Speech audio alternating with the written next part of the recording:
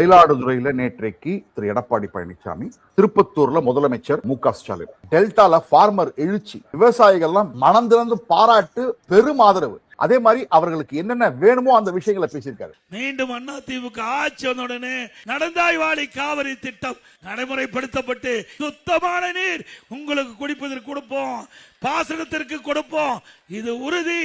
மீண்டும் என்னுடைய கனவு திட்டம் விவசாயிகளுக்கு இந்த கலப்பின பசுக்களை கொடுப்போம், பால் உற்பத்தியை பெருக்குவோம், விவசாயி தொழிலாளி வருமானத்தை இரட்டிப்பாக்குவோம். திராவிட முன்னேற்ற கழக ஆட்சியிலே முடக்கப்பட்ட திட்டம் எல்லாம் நிறைவேற்றப்படும். 3 மாதத்தில் தமிழகம் முழுவதும் கஞ்சாவை அறவாக ஒழிக்கப்படும். விவசாயிகள் தொடக்க வேளாண் கூட்டுறவு வாங்கிய பயிர்க்கடன் தள்ளுபடி செய்யப்படும். நான் ஒரு விவசாயி, இன்றைக்கு முன் பேசிக் கொண்டிருக்கிறேன். திருப்பத்தூர்ல நேற்று ஸ்டாலின் பேசிக்கிட்டு இருக்கும் போதே மக்கள் வெள்ள